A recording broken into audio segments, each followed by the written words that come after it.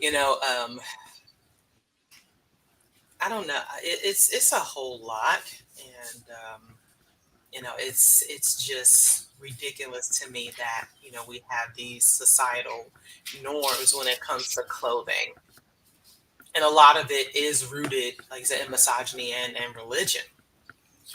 Um, I think I think it's very interesting that now trousers and pants are considered gender neutral, but not skirts. But again, I think that's again a part of the societal norms that have been placed on us, and it's extremely unfortunate.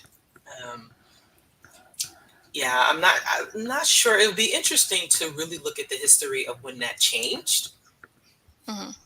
especially here in the United States. So, but that's all I have to add right now. I really can't stand, the fact that these things are so normalized that,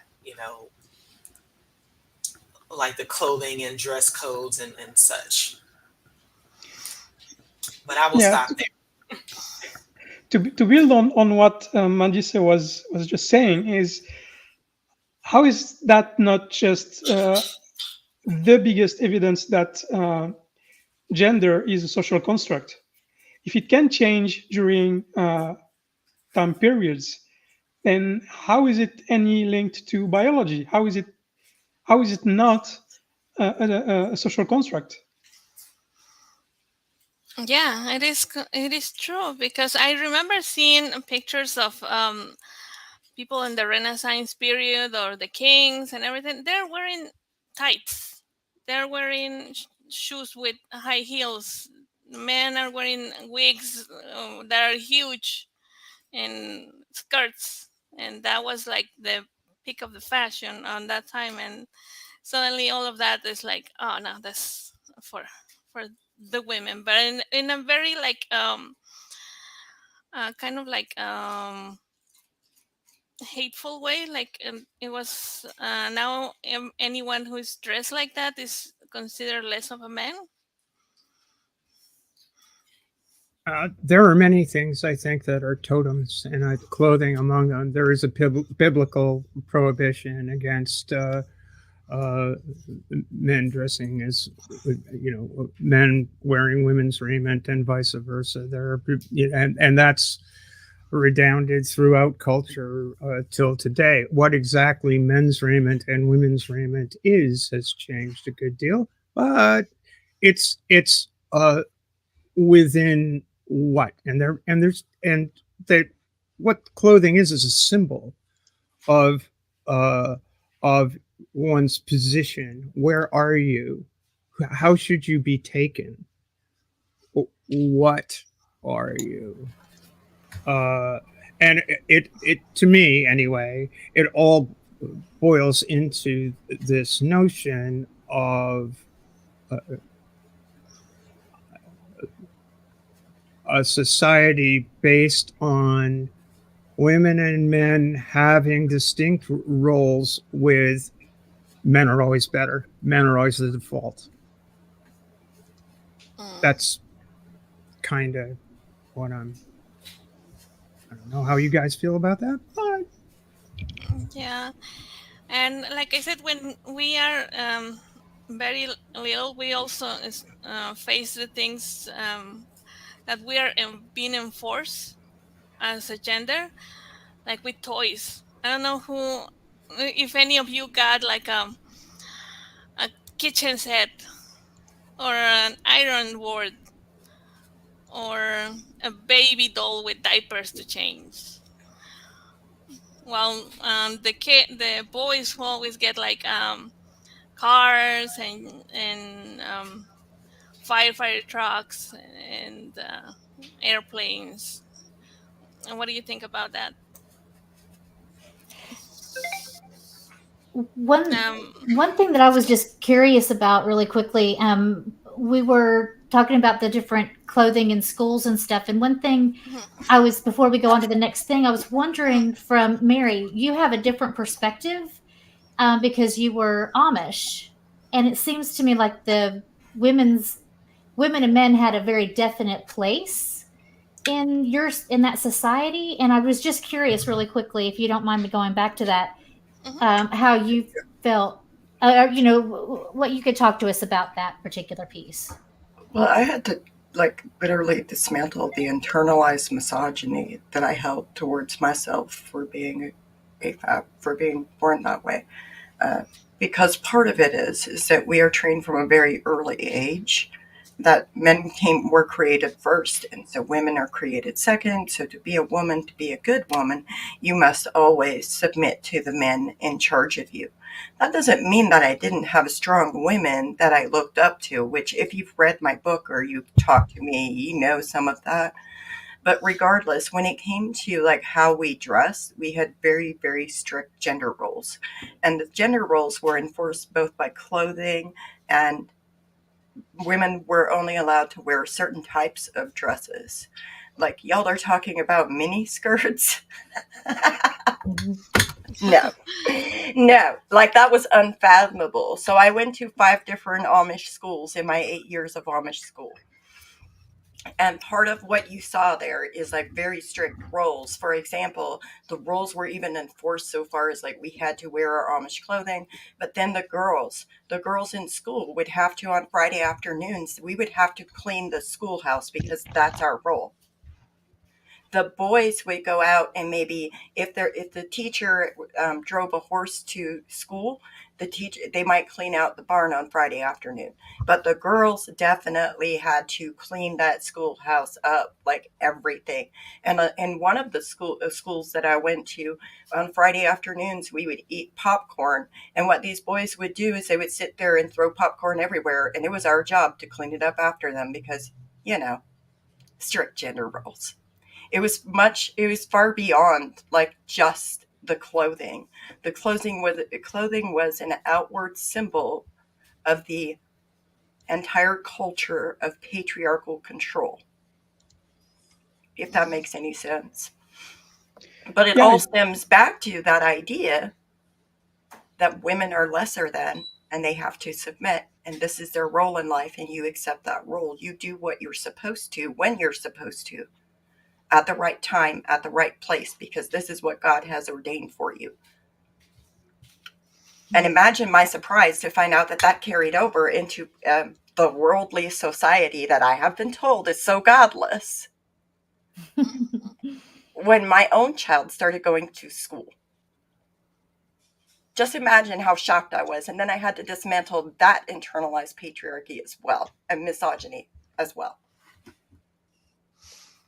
I have a question, Mary. I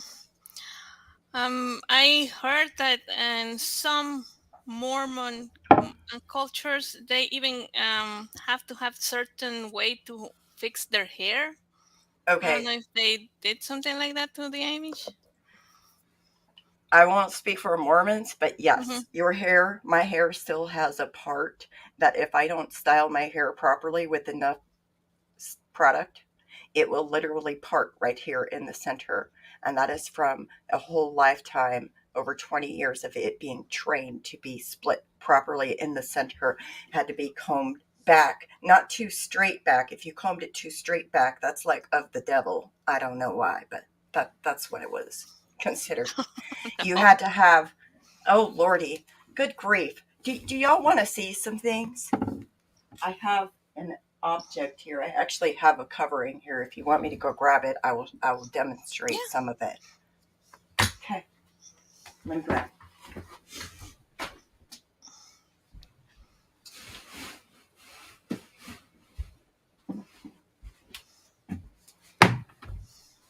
Okay.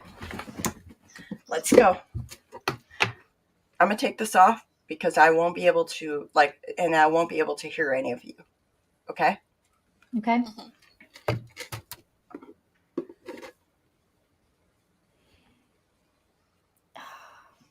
Oh no.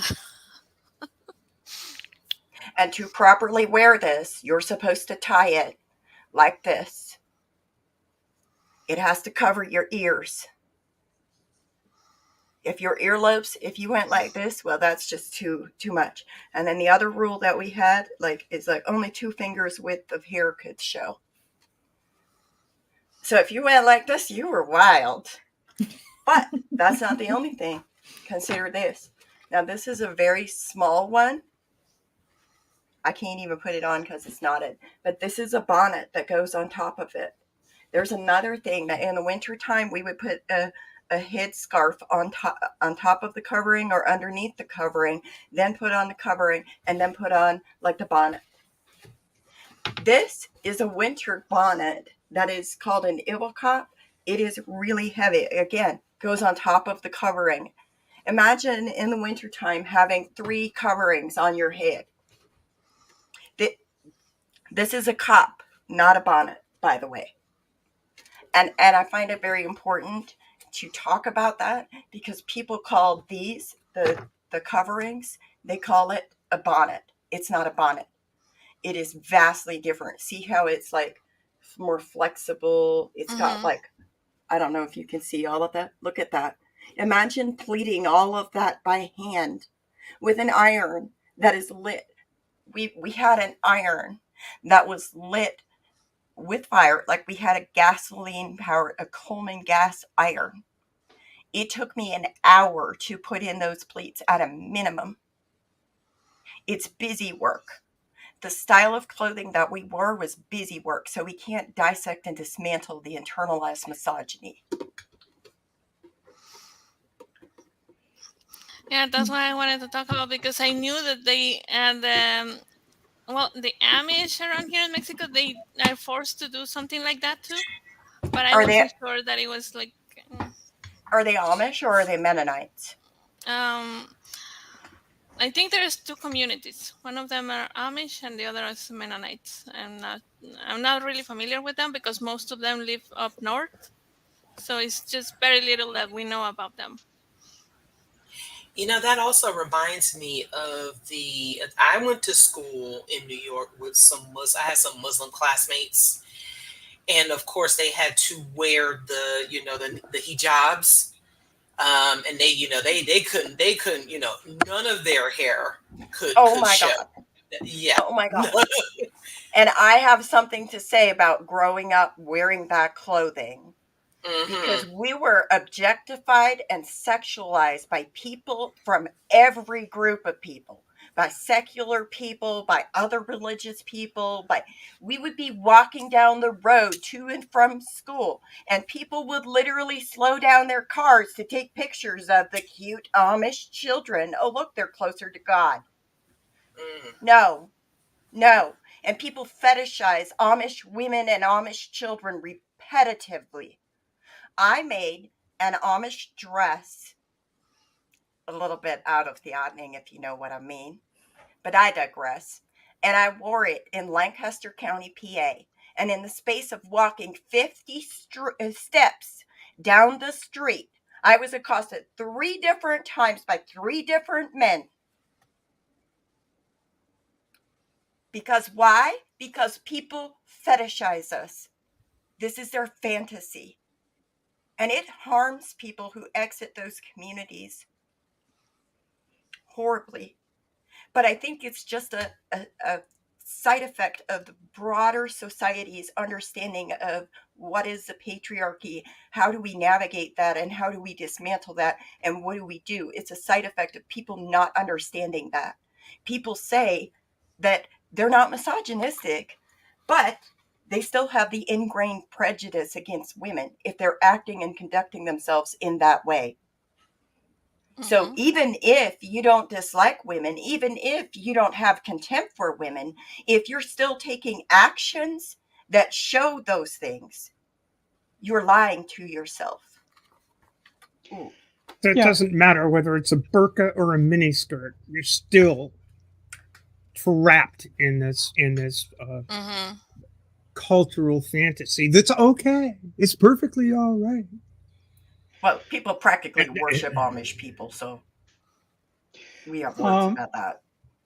Couple of weeks ago, I was watching a video of a guy, an American guy, who was basically complaining that society has changed too much for men, and so they cannot find any suitable mates anymore. So he's complaining that women want to work, women want to do their own thing, And so when you dig a little bit around this, it feels like there are at least two different problems.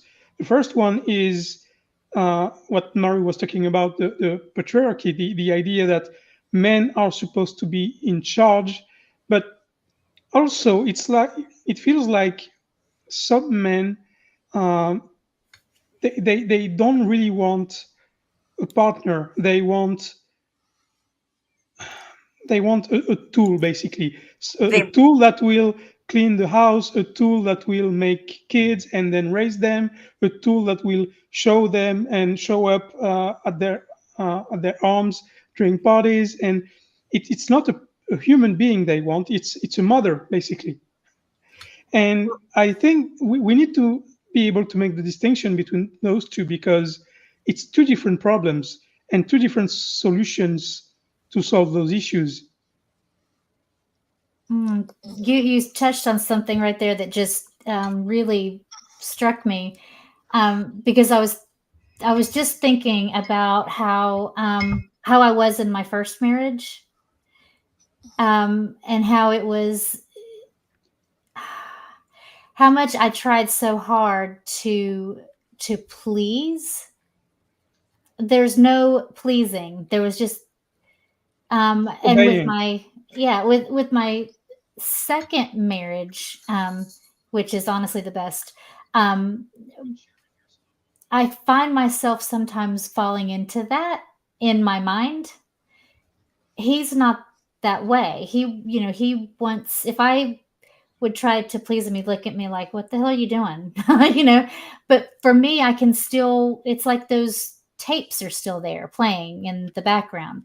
Like, oh, is he upset about something? What can I do? Can I do something to try to not make him upset? And it's like, why am I doing that? We've been programmed for so long to be thinking about the men in our lives, about their needs, and it's selfish to be thinking about our own. That's the message. well, And is it selfish to be thinking about your own needs, or is it selfish to even have any needs? absolutely, absolutely. And Mary, listening to you, I feel like I can feel the pain and anger and um just those emotions coming off of you. And I We we were conditioned to be submissive. mhm, We were conditioned that it is normal to think of every man's need. It doesn't matter if it's somebody we know or not. It is normal to think and consider every man's need before we are allowed to have a need. Only after those needs are met are we allowed to even have a need. Wouldn't you say? And oh then when yeah, you get into relationships, Mm-hmm. then it affects people just like what Sunny is talking about. Where it's still, because it's so rampant, because you were indoctrinated as a child to believe that. right. Consider the diversity in marriage vows. That's changed in many traditions at this point, but it used to be universal within the Catholic Church, within all of its derivatives: love, honor, and obey for Mhm. women, love, honor, and cherish for men. Mhm. Which is to say, men are obligated to place the weaker vessel in in a, to use the words of Sylvia Plath, in a bell jar. Mm-hmm. And whereas it's the wifely role to be always submissive.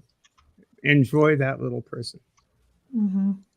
uh, it's so much of this stuff does come out of the Christian tradition, out of the Abrahamic faiths, including Islam.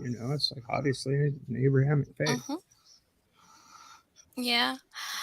This is something also, Steph, something that I found another quote regarding that, regarding how women were groomed to romanticize men's violence against us. I don't know if you ever heard mentioning, like, oh, that kid pulled my hair. Oh, it's because he likes you. Mm-hmm. Oh yeah. I don't know if we can show the quote, Wes. Um,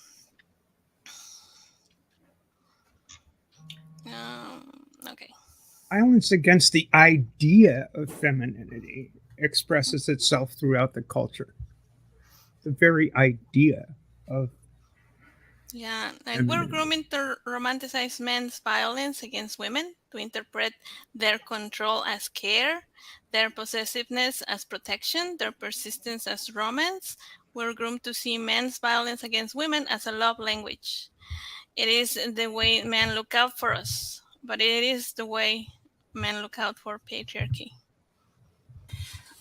If I could say something to that, this also speaks to how men and young boys are not taught that, compassion is a thing that men can do. That's only supposed to be a thing that is, that's for girls and women. It's like, okay, so men and boys are not supposed to express their affection for young, for young ladies or girls by actually being affectionate towards them. This idea that there's this idea that they're supposed to suppress that and show it in a way that is violent, is ultimately, I mean, it teaches, it definitely reinforces anti-feminism in men, Right. as if this idea that is the role that they're supposed to have. It definitely reinforces, because of that toxic masculinity, um, in them not being encouraged to express kindness over, over this violence. That is, and unfortunately, I think all of us have been indoctrinated into thinking that, especially, and this is, this idea that sons cannot be raised by their mothers is absolute bullshit. Right. um, but also too, as women, sometimes we find ourselves being, we find ourselves reinforcing these patriarchal roles without even realizing it. And Oh it's yeah. like, no, these are things that, especially if there is like a single parent in the home, it's like it is okay to tell, to let your sons know that affection is good. That is a good thing, no matter who might tease them. Because I grew up in a neighborhood where, you couldn't express certain things unless you were teased, you were bullied, and therefore that bullying manifests itself in other ways. And it's so unfortunate that is what we are taught to accept, that that as young boys, or even as men, that showing that affection somehow makes you weak, and it doesn't. That somehow it makes you strong to do that. And it's like, no, that needs to stop. Mm.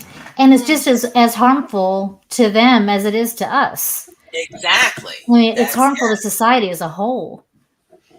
It is, Yeah, and really, I think that the culture, for there was a stretch of time where the culture was moving in that direction towards allowing male children that gift of compassion and such. But now, today, recently, the pushback has been astonishing. We have the Andrew Tates of the world, the Jordan Petersons of the world, basically coming out and outright saying, "No, be a man." And when they say be a man, they mean put away that garbage. It is your role to wear the Yeah. pants in the family, which is an old expression. Yeah. You Yeah. wear the pants in the family. Who wears the pants in the family? And I don't know. And that was very, very that was a commonplace in my upbringing. Is who wears the pants? It's like, And Yeah. I wanted to ask Cindy, and I'm sorry. Yes. No, I just wanted to point out two things about what Mandisa was just saying. The first thing is this uh, violence issue is, in one way, it reinforces the patriarchy, because testosterone is, well, it tends um, to increase the behavior of dominance. And so, whenever a man, shows violence towards a woman, he shows basically that he is masculine. And so, it's like a vicious circle where violence reinforces the idea that men are supposed to be violent. And so, I think this is self-reinforcing, and that was the first thing. And I forgot what the second thing was. um, but yeah, the violence is, I don't know how we are supposed to make sure little boys are uh, respectful without teaching them about equality and empathy. I don't see how we can separate the two. I think that's been the problem. I think you're right on it. But I did have a question for you, Mandisa. And that is, like, when you talk about the violence towards women and how that's romanticized, how familiar are you with how many times people get stalked by men who are displaying violence? Like, that's what frequently happens to ex-Amish women, is they get stalked, they get harassed, and then it's like stuff like guys leaving roses and notes on their cars unsolicited. They don't want it. And then what the world tells them at large is, oh, that's romantic. Like, how do we dissect that for the people who are trying to examine that and dismantle it? And then this second, You're I have another one. okay. Yeah. So you're asking me this as a black woman who are having been institutionally fetishized, sexualized, um, raped. You know, what I mean, and this is a thing for, you know, Mm-hmm. and it's always our fault, right? You know, it's Uh-huh. all, you know, the moment you know, you're supposed to display this respectability and chastity, but the moment you don't the moment you don't submit, you know, you're a bitch. The moment you express yourself too much, you're a hoe. You know, I mean, these are things that routinely, as black women in particular, Mm-hmm. whether you're religious or not, that we are subjected to regularly. And when we look at, we can even like go to the instance of R. Kelly, if you will. I'm not sure if you've ever heard. I'm familiar. Mm-hmm. Yeah. So young girls are often unprotected, and I grew up in a neighborhood where it was very common for older guys to ogle and go after the young girls, and it was quite commonplace. And you want to talk about, yeah, stalking and you know, the cat calling, and you know, the moment that, you know, I mean, and you didn't even have to be dressed provocatively. Uh-uh. You didn't. And you know, I mean, I developed early as a, you know, as a teenager, and my mother made sure I wore, you know, like clothing that wasn't too form fitting, and there were older guys and older men who still would, you know, and it was just seen as the normal thing to do. And if you rejected it in any way, that there was something wrong with you. Like, how dare you not like this Yes. attention, right? Like, you're supposed to be flattered. That, like, and I imagine, Mary, that it's the expectation that, well, how can you not like this this attention that you're getting? You're literally giving me the language to describe what I'm talking about. Thank you. Yeah, it's like, how dare you? It's gaslighting. I mean, it's definitely harassment, but it's gaslighting on top of that. Like, it's also like blaming the victim. And then, like, I had a case where I was being stalked by a guy purely because he somehow fetishized me. He somehow, like, it was awful. And when I went to the police about it, you know what the police said? Oh, he just likes you. He knows you were Amish and he just, really needs a good woman. Yeah. So, And example, in Mexico, there is not even that choice of going to the police, because they will tell you, oh, well, you shouldn't be dressed like that. You should not be so cute. You are kind of asking for it. So just take the compliment and go. Oh my gosh. I'll tell you, there's also the where I come from, the Southern culture does that same thing. You have to smile and you have to be sweet, but you can't be too sweet. You can't smile too much. It's like, is you there a just happy never. medium? Yeah, right. Yeah, it's unbelievable the way. Mary Atkinson, I remember wearing sweat clothes and grown men still saying, "Wow, they making 12-year-olds like that Like that. now." Oh gosh. No, it's true. It's so true. Yeah. That's such a thing. I have never been more disgusted than when I took my 7-year-old child to a grocery store and there was a man ogling my child at the damn grocery store. Mm-hmm. Yeah. Right. I wanted to. I don't know if this could be appropriate to ask, but did you at any point had something like that when you were a child, like harassment from a grown ass man by when you were a child? Oh, Lordy. I don't think. Maybe Mandisa. Yes, And like then I said, Maren. that was quite common in my neighborhood growing up, that there were older men. I remember I was walking home from an after school program in elementary school, and this older gentleman drove up to me in his car and told me how attractive I was. I was like, ew. I mean, it was disgusting. Mm-hmm. And that actually, that actually was very scary as well. It was pretty uncomfortable.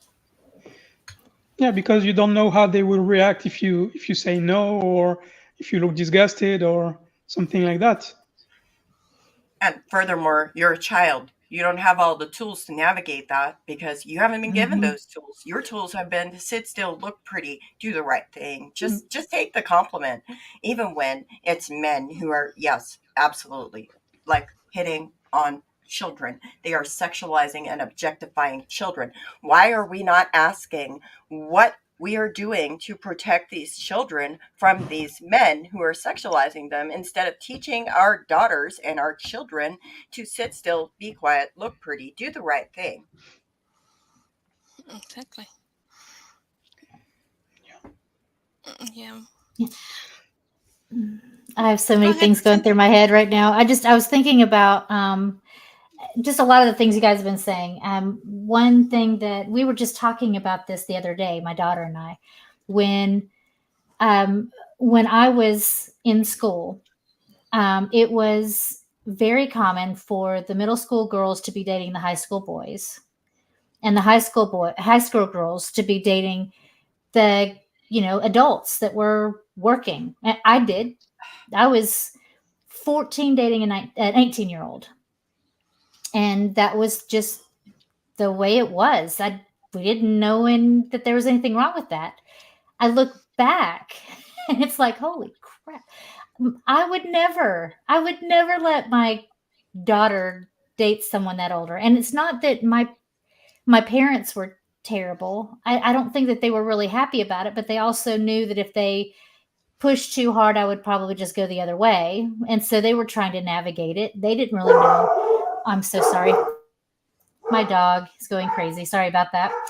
It's okay. But uh, but you know, there are cultural and societal things that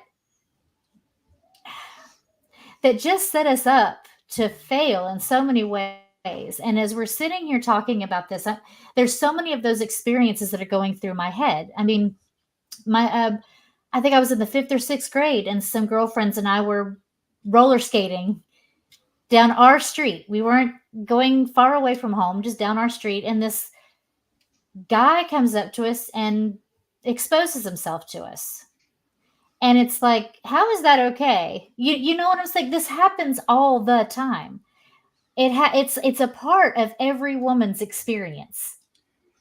Yeah. There's not a woman who has not been accosted or objectified or told to smile. And that is in and of itself a problem. Why the hell do we have to smile? I don't have to. Why should I have to do anything outwardly to suit somebody else?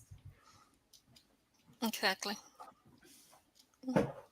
And furthermore, let's talk about this part too. I put on jeans and t-shirt and I went to a party and this guy kept hitting on me, and I told him, if you touch me one more time, you'll be sorry because I'm going to hit you back. Because he kept grabbing my ass. Which, let me tell you, I did hit him. And the problem was not that he was touching my ass. The problem was that I hit him. Mm-hmm. That was literally what my therapist said to me. Please enlighten me how defending myself is the problem. Yeah, because we've been raised with all those movies in the 70s and 80s and 90s where, the Indiana Joneses of the world, where when a woman says no, actually she's saying yes, but she doesn't want to look like she's saying yes.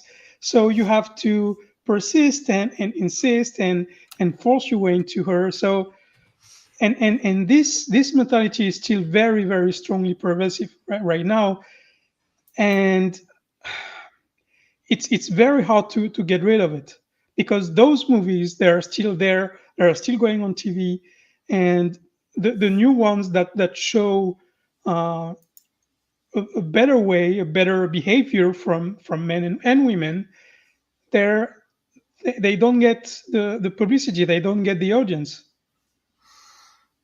Yeah. I remember one particular movie everybody seems to like. It was The Notebook, where the guy was just so persistent. Like he was years and years after this woman until she finally said yes. And also the other one, I don't remember the title, but it was the guy with the boombox that goes persisting around that. Oh. That was my generation. I remember that very well. And I remember thinking how romantic that was. I mean, I was right there. I was that girl. I mean, I remember being in middle school and reading the romance novels, and they were all historical romance novels. And it was always, making it seem like the submissive woman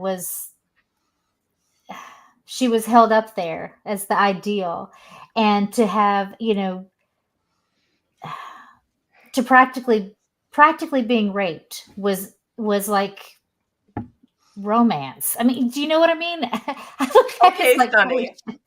I have to say this. Do you know why Amish romance novels is like $1 billion industry or something? Like, do you know why? It's because women are submissive in them. The men can be because of that.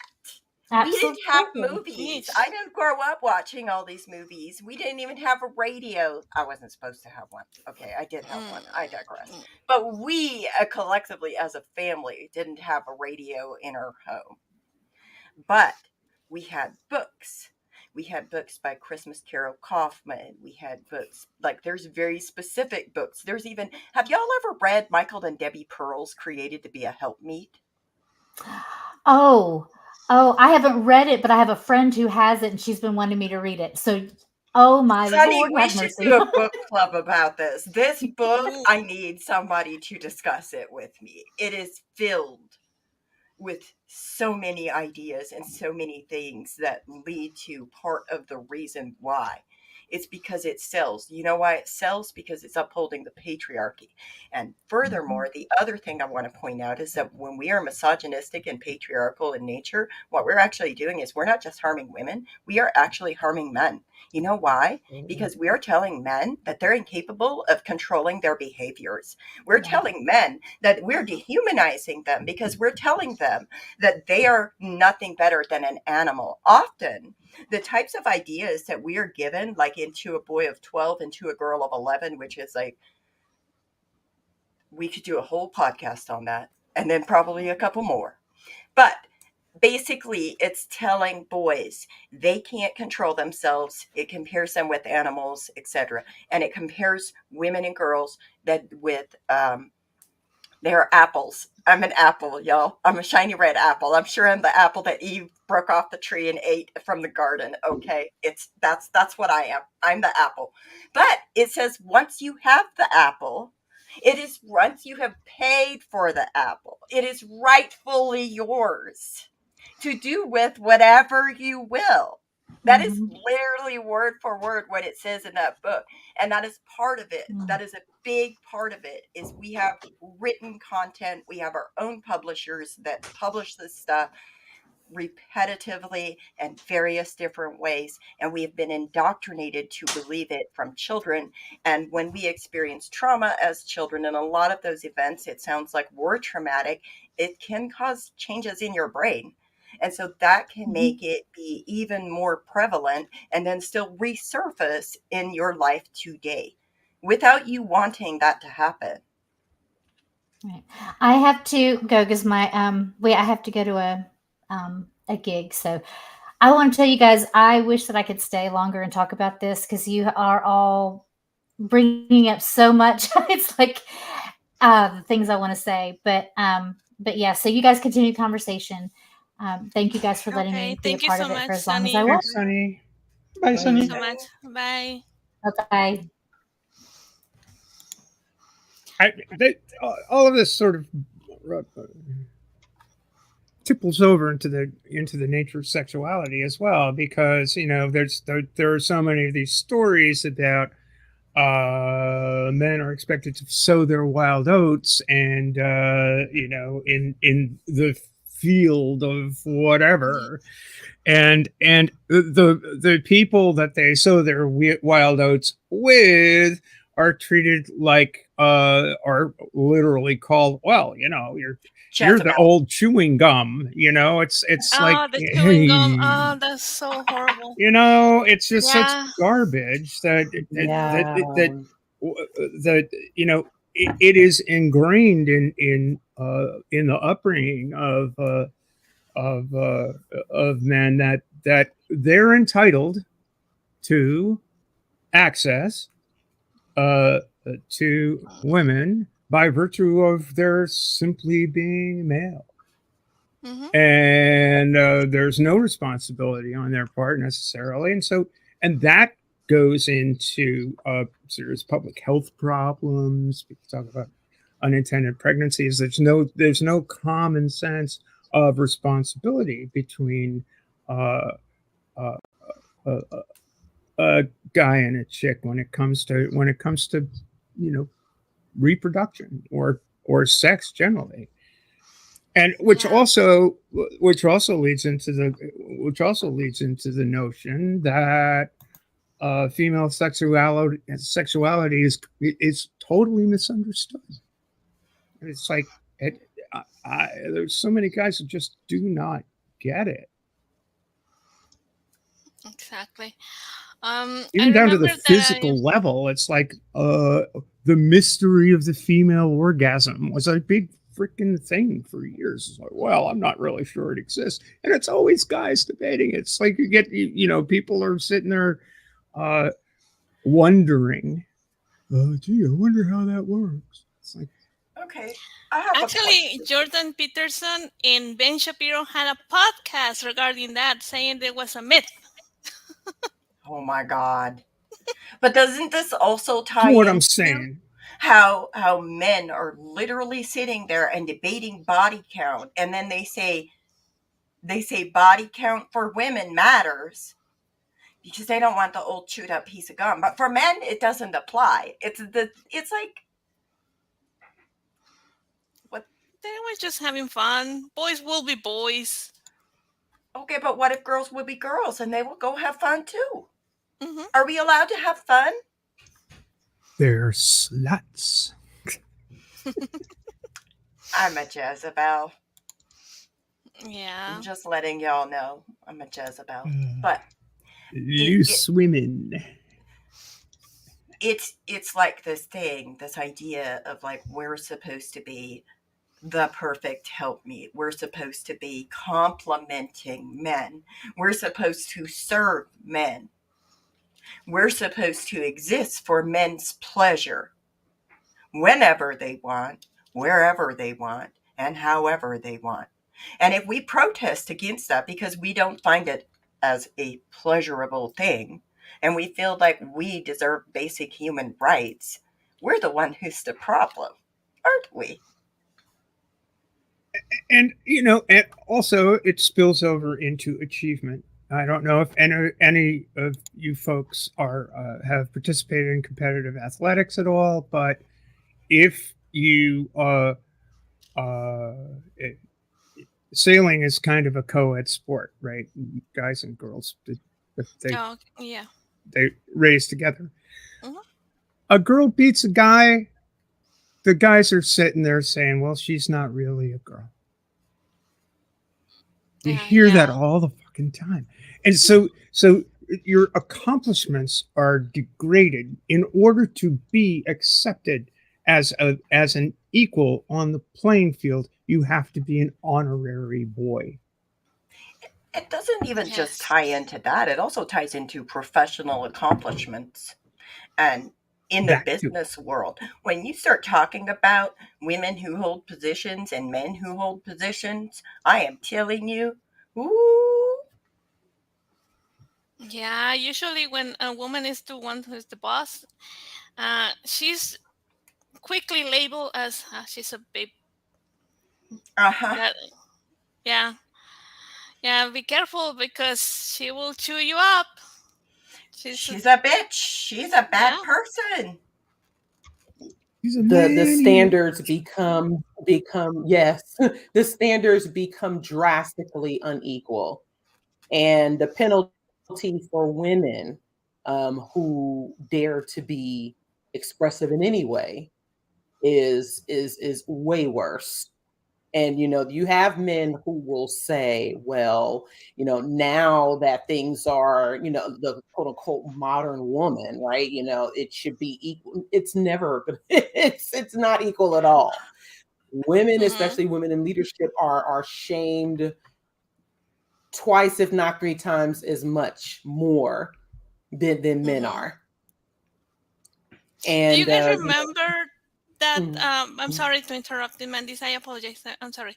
It thinks I have a little bit of delay on my end. Uh, I was going to say, do you remember that kind of a scandal there was with the 5 police officers that were having sex during work? And do you remember who was the one who was dragged into memes, into everything? Who was the one who was dragged? Um, Yeah, the woman. yeah.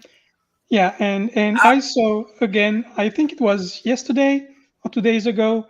Another meme about her uh, on a recent topic. So her meme was used, and her story was used as a reminder again a couple of days ago to illustrate another story.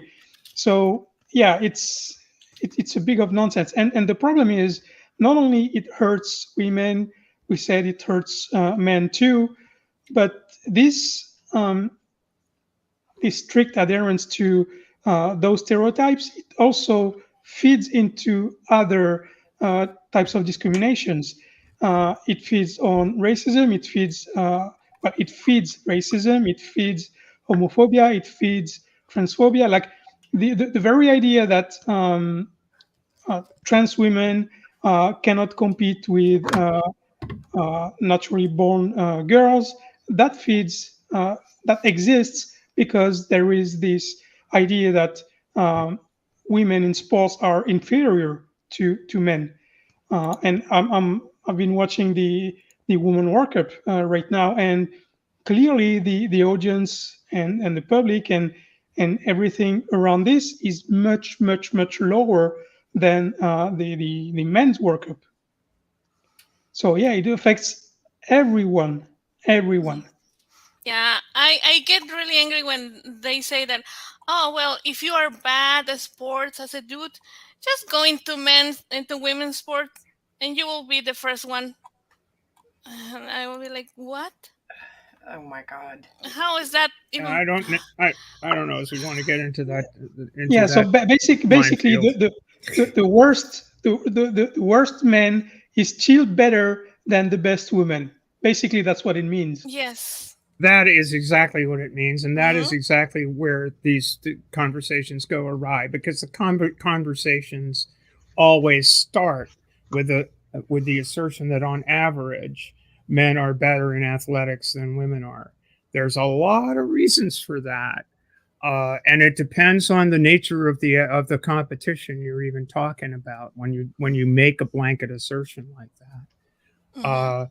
But okay, let's take that as acceptable and true. That doesn't mean that women, on the whole, or in any particular given competition, can't outdo a guy.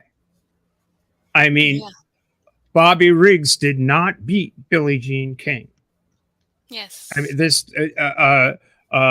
there are a lot of people that think that because they're a guy, they can meet Serena Williams on the tennis court and kick her ass. The question that is not the case. If you are a trained athlete, you probably have a better grasp on your practice than anybody that walks into your hood. And so when these conversations start, it's presuming a great deal. In my sport, uh, in in collegiate athletics, we did a study of the scoreboard of 3 seasons of collegiate athletics, and there's no advantage to having a guy on your 420. Women's Mhm. teams were marginally more successful than men's by like 53 to 47. So in that particular sport, it's garbage. And this year's uh, U.S. intercollegiate champions mixed. It's like all guys, girls, the whole program. A team from Stanford, the collegiate sailing team from Stanford, won the competition going away. There were only 2 guys on the team, and they didn't sail. True. So it's when you get into these conversations, it depends. It's way more subtle than uh, than the blanket statement that any guy on any given day will beat a woman. That is a misogynist bullshit statement, not at all based in fact. It's Okay. based So on prejudice, yes, wouldn't you say? Mhm. Yeah. And Mary, you want to talk about something else about when women are called Oh, aggressive when they try to speak up for themselves? oh, this is one of my favorites. Let me tell you some of the labels I've been called. And part of this is to really understand it. You have to know that I've been speaking publicly since 2004 about abuse in Amish communities. Mm-hmm. Specifically, my own experience. I lived in 5 different communities. The amount of times I have been called aggressive, angry, bitter, unforgiving, Jezebel, all kinds of names. I've even been called a murderer just because I speak. I've also been told that because I say that certain individuals who we shall not name, and we're not going to go there, but I say that the experience of an Amish woman is different than the experience of an Amish man, and Amish men should not be speaking for Amish women. I've been Mm-hmm. told that is me being man hating. I am man hating, y'all. Even though, like, in reality, Amish men don't speak for Amish women. That is embroiled in the idea that Amish communities say that basically, and they teach us that our voice is given to us by men. And a specific occurrence that I talk about is like when we were riding in the car with my brother in the front seat with the driver, and there was something to be said about like this whole thing that was going on with the song on the radio, whatever, and I was going to say something. And my brother, all he did is he looked at me. He looked at me, and I knew to zip my lips. Don't say a word. So the fact is I dismantled that idea many, many years ago. And the fact is that it makes people uncomfortable because they cannot control what I say and don't say. Mm-hmm. It has everything to do with power and control. And it has everything to do that now they cannot make me be silent. So they're going to try to destroy and discredit everything I say as angry, bitter, blah, blah, blah, blah, blah, blah, blah, blah, blah, whatever. There's a whole list. I made a whole video of it. It's whatever. But they do that because they're trying to discredit what I'm saying. Because he hits a little too close to home. Mm-hmm. Yeah, I have seen videos like Mandisa, Steph, Cindy. I have seen your videos, and sometimes I see the comments in there. And I don't know if you have noticed, but the hate that they put on those comments is different. Like, in the atheist community, the guys also get hate for in their videos and hateful comments and whatever. But the one that they leave where there is a woman is very different. I have seen like the guys usually are commented or, oh well, you're wrong in this, and the source is that, blah blah blah. But when it's about a woman, they usually comment either on her appearance, on her body, on her the tone of voice, or you sound angry. How Uh-huh. do you? Because they're trying to discredit the women because women should be silent, and they are inherently upholding that. Whether they think they are or not, they're inherently upholding that by continuing to do that to women.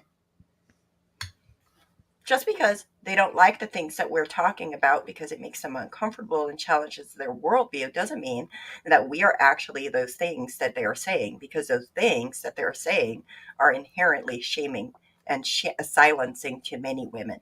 Because then what happens is women see that happening, and far too often they're like, I can't deal with people talking about me like that. Nobody should have to deal with that just because they speak.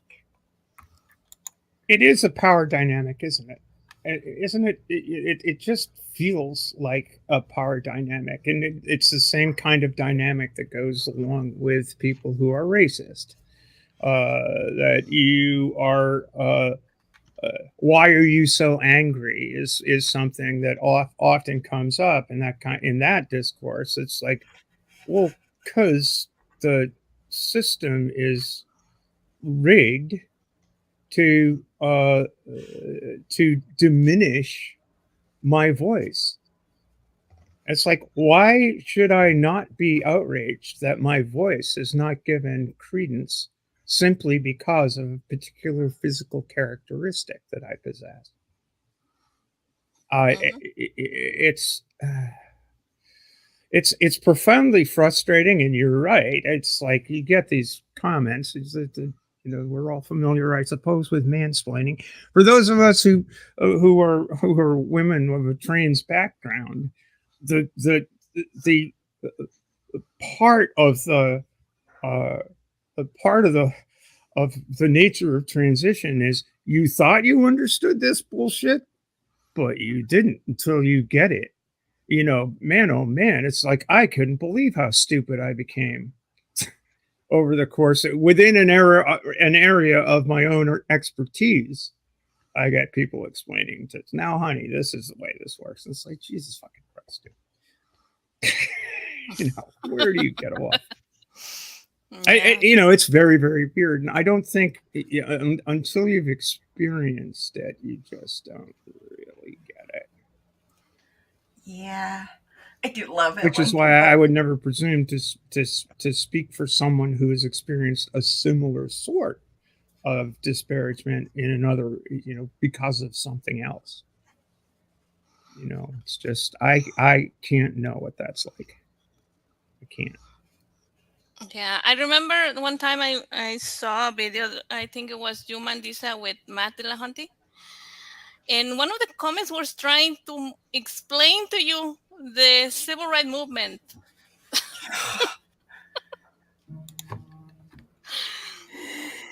Yeah, I think when Mary was saying that women's voices are not as important and definitely devalued, I have, in my time being involved with the secular community, I have seen a number of women pushed out or were just gave up because they could not take the level of vitriol that was being thrown at them. I mean, it was just awful, and I certainly have had my share, even as of late. But yes, it's I appreciate the opportunity to be a part of like the shows and such. But yeah, you definitely have and this doesn't mean that non-black people don't they aren't, because the civil rights movement was a diverse movement. It wasn't just simply made up of black folks. Mm-hmm. It was there were white people, people from other ethnic backgrounds involved with the civil rights movement. So it doesn't mean that we solely own it, if you will.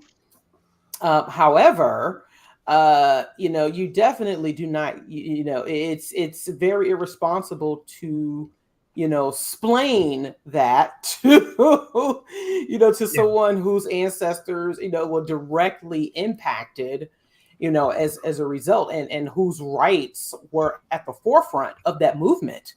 Mm-hmm. As if I don't understand it. I mean, I was pretty much raised on Black history, and learning about historic and institutional racism and injustice, and just the history of the struggles of and resistance movements in general. But to definitely explain that to me as if I don't know, as if this isn't a part of my work. As if this isn't a part of the activism that I do.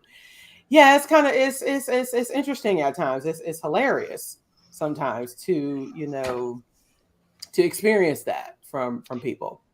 Am I correct in drawing an analogy for that, Mendoza, in the fact that it's about as dumb as the men who tried to explain Amish culture to me? Mm-hmm. Yeah. Okay. Yeah, Mm-hmm. that I didn't reminds want to me assume. that And reminds me of. I'm sorry. Go ahead, Mary. I was going to say mansplaining. Whatever would I do? How would I manage to navigate my life without being mansplained to like every other day? I'm sorry. Yeah, what Mandisa was talking about reminded me of one of the probably one of the worst videos I've seen in my entire life. It's in just after Trump was elected, there was this problem with statues. Removing statues. Oh, the And Confederacy. Yeah. yeah, and so there was these few men waving Confederate flag, and so they were protesting, and a few black people came, and so they started exchanging, and so the Confederate guy was trying to explain that this was his legacy, that was his grandparents' history, blah blah blah. And at some point, he started saying that, yeah, my grandparents, they worked on this land, they worked, and so the black man said, who was working on the field, who? And the Confederate guy says. Well, my parents were. Do you have any idea how much a slave cost at the time?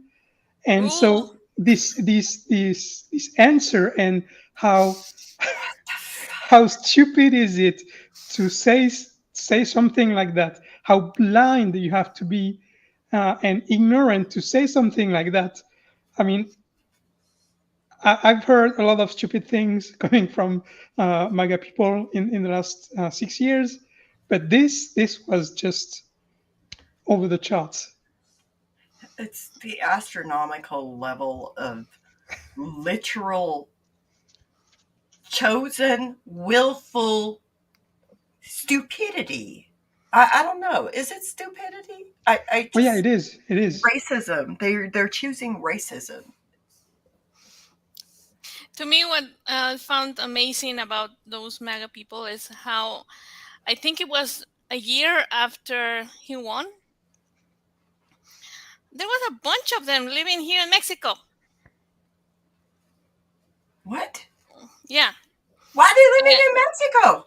I have no idea, but they were here in Mexico, and they were like, "Oh yeah," and they will go to. I remember there was at that time Dia de Muertos parade, like it's like Halloween, kind of like Mhm. in the same date. There were they were dressed as a wall What?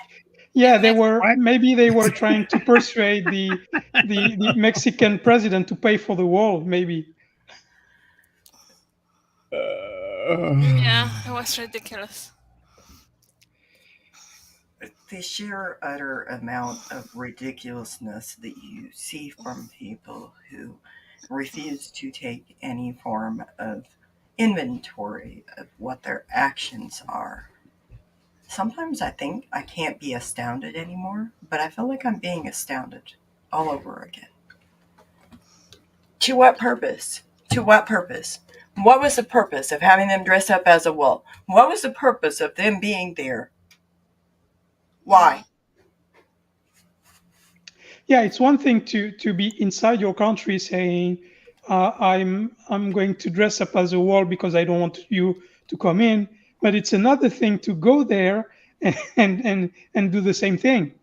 It's it's on a different level. Dress up as a wall. Yes, it was ridiculous.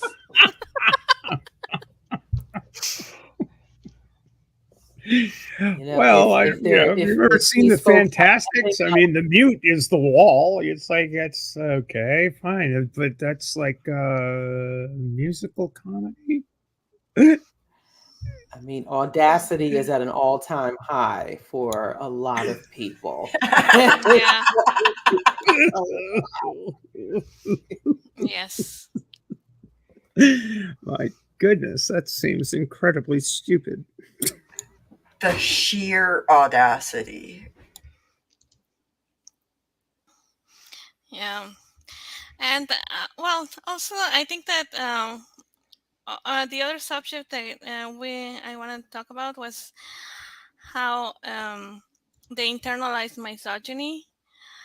I was looking at some of the posts in a school regarding they were saying that they were going to have a picnic or something like that, and they were making every kid just to feed themselves, and the moms there were like the ones very angry at that. They were saying, well, um the girls should be just giving the boys the food. why are they there if they're not teaching them from now that they should be like helping them out? The boys should not be just doing anything with the food. Do you You know, this think? reminds me of my. I'm sorry. No, it reminds me of my late mother-in-law, who, when she would come down to visit at times, she would cook, and she would make plates for my husband. She would make plates for the kids, but then she would just say, "Oh, well, there's food in the kitchen to me," and I'm like, "You're in my house. You're in my house. You're Wow. you're you're using my kitchen. What? You make stuff for your son and your grandchildren, but yet I have to, but this also reminds me of a debate where there was this. I heard on the radio the other day. There was this man who complained that he and his wife were at a barbecue. All the other wives hit their husband's plates, and his wife didn't fix him one. And I'm like, first of all, what the hell is wrong with you that you can't fix your own damn plate? And it's just, I mean, it's just, it's almost like infantilizing at times, the people in our lives, and especially like the men in our lives. And my husband does have he has a chronic illness, and that's part of the reason why there was a sense of entitlement, which is something that I have been dealing with for years. I've been pushing back against that, right? So when we talked about like the roles of women, and and the expectations, the unrealistic expectations, this is something that I deal with on a regular basis. But yeah, this idea that, well, the women and the girls are just simply supposed to, serve, the men or the males. It's like, well, first of all, I mean, there's a such thing that should be that's reciprocity, right? It shouldn't just simply be that there's an expectation for one, the role to simply be placed on one person. But this idea that if you don't do it, then, like you said, you might be scared that something, or someone else might, because there's this phrase of, well, another person will do what you want. It's like, okay, well, are you going to put up with the nonsense too? Are you going to put up with that mess? But at the same Okay. time, it's just so unfortunate how we are conditioned at times, even going back to the point about internalized misogyny, and how we may not even realize that we're doing it to each other at Yeah. times. I remember also that I had a friend. He was about 16 years old when this happened, that he invited us to his house. And he was like, okay, I'm going quickly to take a shower. And we were like, okay. He started to remove his socks and just drop them there on the floor. Then he started to walk down upstairs and start to remove his shirt and throw it on the stairs. And the last thing we saw was like he threw his pants in there or something like that. We didn't saw him by that time. He was already upstairs. But his mom was walking behind him, picking up the socks, picking up the shirt, and picking up the pants. And I was like, That was my job, picking up the socks after my 8 brothers. oh, And I had a half sister, and I had 9 stepbrothers and 5 stepsisters. But they didn't all live at home. Regardless, y'all are reminding me of like Amish eating things and just the roles.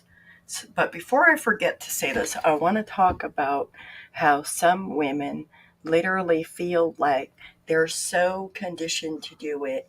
They have been told by the patriarchy this is how they find value in life.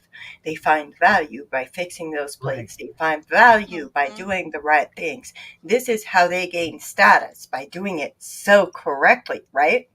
So inherently, the amount of benefit that they're allowed to get from maintaining that is so ingrained in them that it can feel like a big loss to not do those things inherently. But speaking of Amish eating things, I grew up with, we would have a long table, and at the head of the table would be the father or the husband, whomever. And to his left sat the mother, always. And to his right, beginning with the youngest son, would go around the table, and after the mother on the left would be the daughters until they met. Why? It's literally everything would get passed. First, you sit there, you bow your head, you put your hands in your lap, and you say a silent prayer. And your hands have to be folded properly. Your feet have to be touching the ground properly. And then, once the father has decided that the prayer is long enough, silent, long enough, he lifts his head and starts serving himself food on his plate. And he sends everything to the right of him.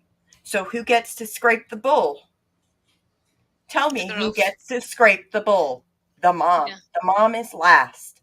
The mom Mhm. is served last. And literally almost every meal, the first thing that would go around would be a plate of bread. Like that was just the way it was. That's only like in the home.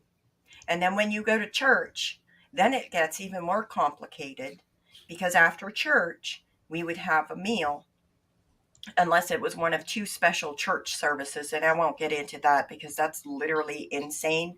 And I don't have enough time to or brain cells to explain it today. But after regular church, it would be the bishop, his ministers, and then his deacon. They would be the ones. The bishop would eat first. Mhm. And then after that would be the older men, all the way down to the younger, and the boys and the women would usually be eating in the kitchen at the same time. Yeah. And you know what? That reminds me that when I was reading the Bible with the Spanish channel, we were reading, I think it was Leviticus, and they were explaining that that's how they're supposed to keep the meat and everything between um, the priest and everybody in the temple, that they will have to eat first, and then Huh? if there was enough, the rest of the people. Okay. Okay. But then why were we allowed to eat pork and bacon if we were following Leviticus? Oh, Mm-hmm. but this is why I made a bad Amish person. Let me Mm-hmm. correct myself.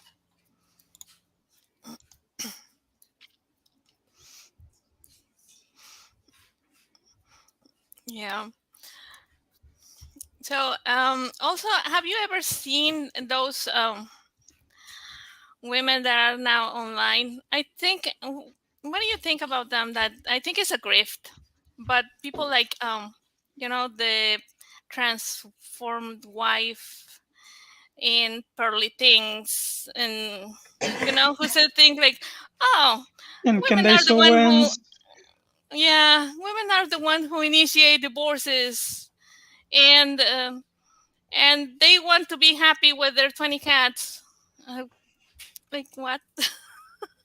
Whatever will we do without people like the transformed wife making money off of Yeah. people who literally romanticize and idealize, and they literally are looking to conservative Christian communities for their what is it called, utopia.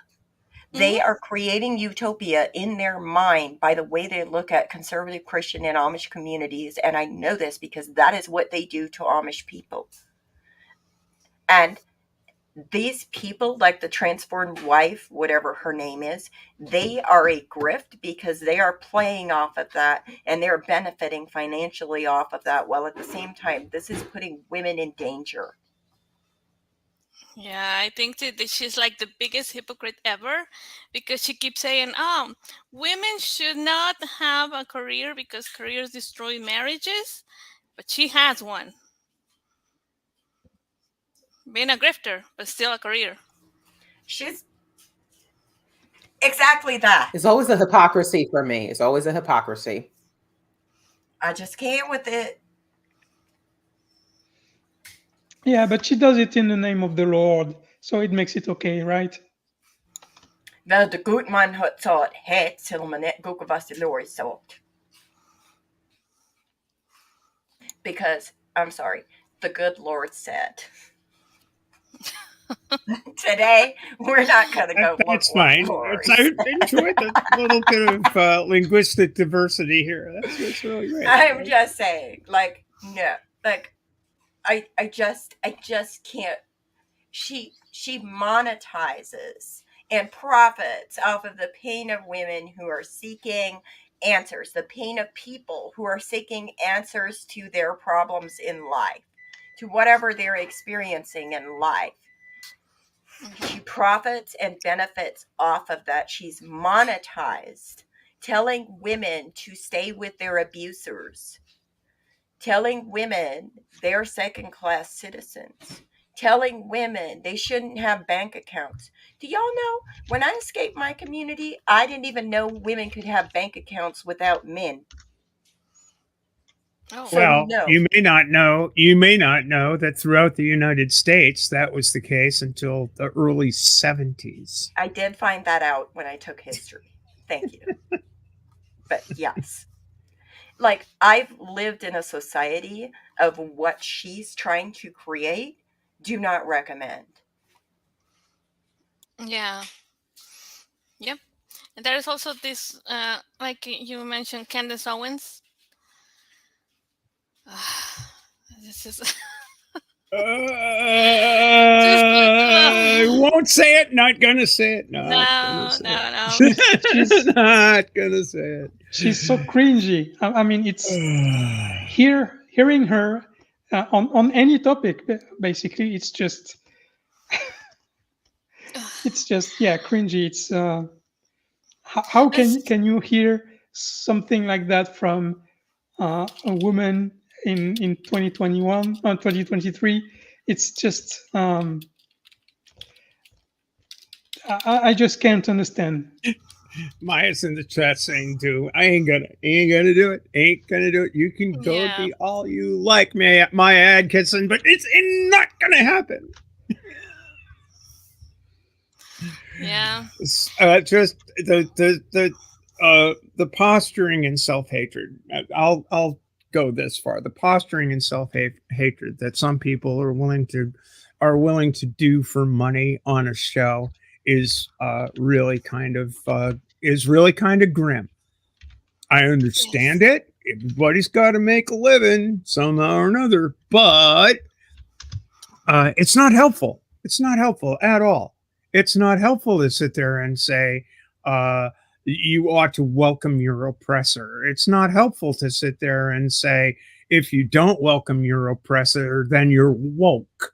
And get all caught up in the wokey doke stuff and just go on and on and on and on, spouting absolute garbage about the status of things. Like we should be satisfied with our lot because our betters know that they're better and we should too. It's like, just miss me with that stuff, okay? Yes. It's horrible. Because what a lot of people don't, if it a lot of this stuff you mentioned the bank account stuff for women, and these are things that were hard fought during my lifetime, and it amazes me to see people being so willing to sit back and watch it all disappear because some idiot like Candace Owens said it should never been allowed in the first place. I mean, it's watching the Voting Rights Act get gutted by the Supreme Court, watching Roe v. Wade get gutted by the Supreme. These are all things that actually I was 13 years old in 1965. Mm-hmm. My brother-in-law was on the fucking Edmund Pettus Bridge, getting his head bashed in. I mean, these are things that and here we are 50, 60 years down the road, and it's all getting tossed into the fire because people can't let go of privileges that they lost and they're resentful of it. Exactly. I mean, Jesus Christ. Sorry.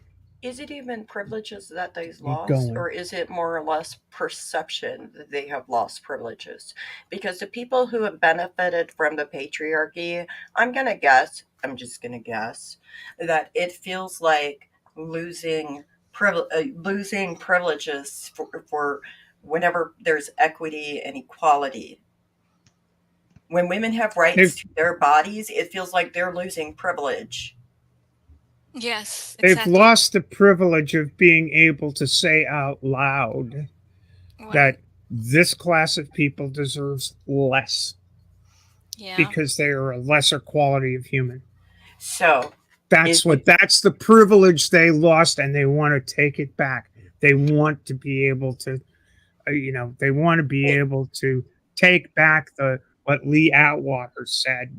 Well, we can't say blah blah blah anymore. They want to be able to say that again, and proudly, and they have. Jews Yeah. will not replace us, said the folks marching in Charlottesville. but the thing is that has resulted in violence. So they've lost, like, they're losing the ability to create so much violence against marginalized people. It's not really actually them losing privileges. It's them losing easy access to abuse people. Mm-hmm. Yes. Which is a Exactly. privilege. Mm-hmm. They Yeah. what they're pissed off at, to me, it's what they're most pissed off about is the consequences that come with um, expressing those ideas, that they wish no longer to be considered social pariahs for doing so. It's my Mm-hmm. hope that the culture has evolved to the point where they're still going to be social pariahs. That's why they get so upset about cancel culture. Well, you said something stupid, and maybe Yes. you ought to be told that was a stupid thing to say. I'm sorry that you don't like hearing that, but you said something dumb. And if Exactly.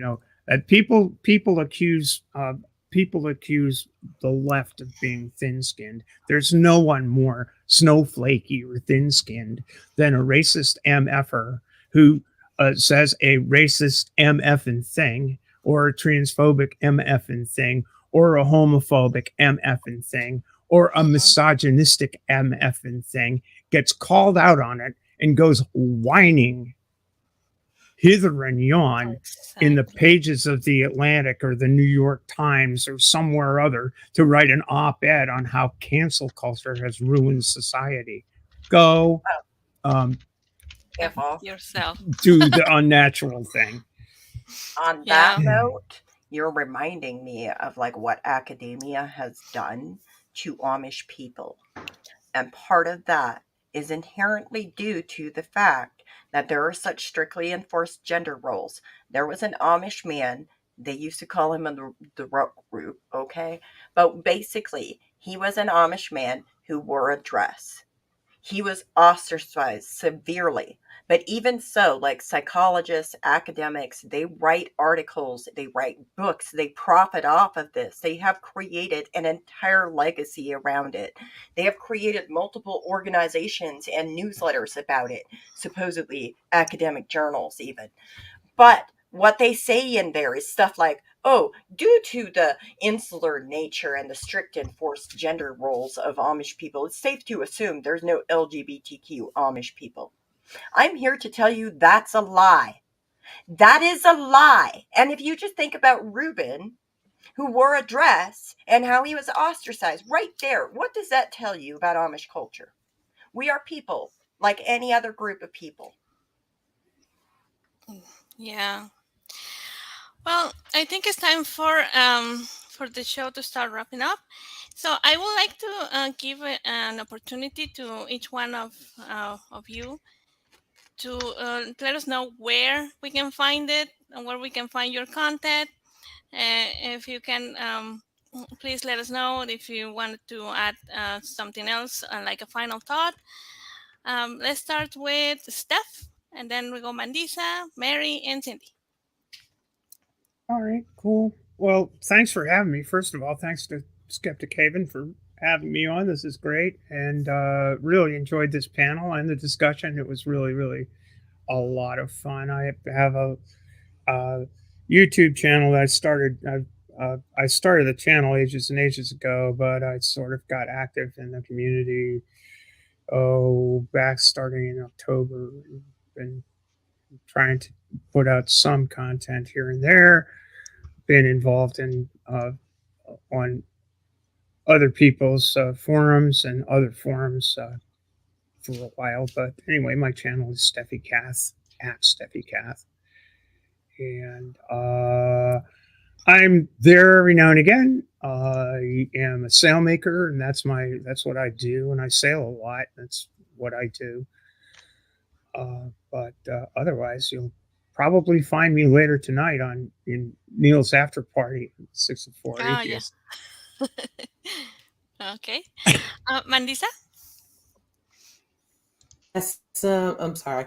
Yeah, so you can find me everywhere on with Black Nonbelievers. Visit our website at blacknonbelievers.org. You can find me on TikTok at Mandisa0904. I just posted a thank you video there for everyone who supported our summer fundraiser. Also on Patreon at Mandisa Latifa. But yeah, definitely you can find Black Nonbelievers everywhere on social media, website. I'm on IG, I'm on Instagram at Mandisa0904 as well.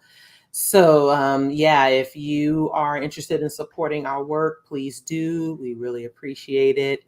And thank you so much again for having me. Thank you so much, Mandisa. And thank you so much to Fern that sent us a super chat. Thank you. And thank you for helping to contribute to continue the channel. And Mary, where we can find you? Hi, thank you so much for having me. You can find me at themisfitamish.com. I'm also on YouTube. I host a podcast called The Misfit Amish. Tomorrow morning, we will be having a live to discuss dating. It's going to be very interesting. Very, very interesting, Yeah, because that sounds interesting. the group discussion is going to come from like Amish versus like Mennonite perceptions, and then like kind of go into detail there.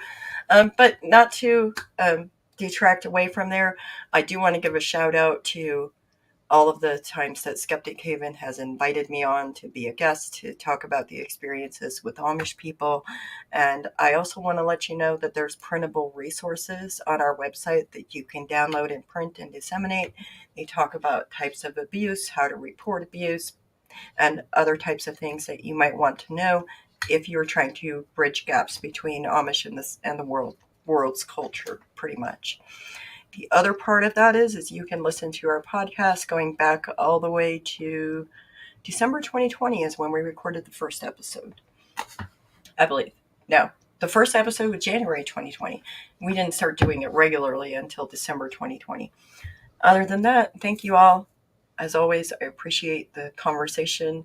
I love having y'all's perspective, and having these conversations helps me have language, because English is my second language, and sometimes I struggle with finding the language to express what I'm experiencing. So thank you, all of you. Thank you so much. Cindy? Yeah, thanks for having me again.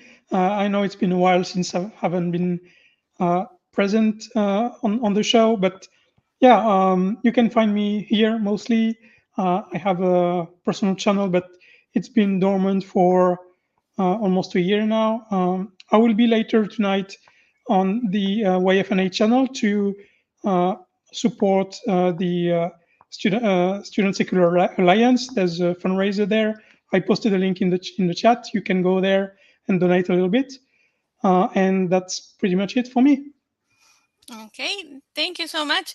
Also, I want to thank the patrons. We have Sidney Davis Jr., Eric Ossols, Dara S., Ryan, Denise Murphy, Dan D., Michael Weisman, Kathy Cotton, Cindy Plaza, Sunny Shell, Aaron Colson, Phil Calderon, and Jamie West.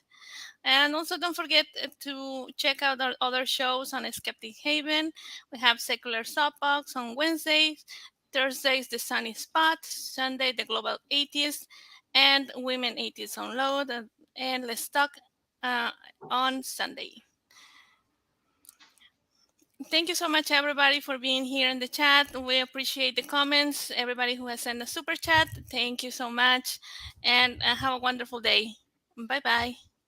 I know you told your friend you're not okay, and tell me what's wrong and why you never said you felt that way. And guess you're trying to stay strong and fake a smile until I look away. But I've known you too long, it hurts to watch your blue eyes fade to gray as you fade away, as you fade away. Yeah, I'm about to fade away, 'cause every time I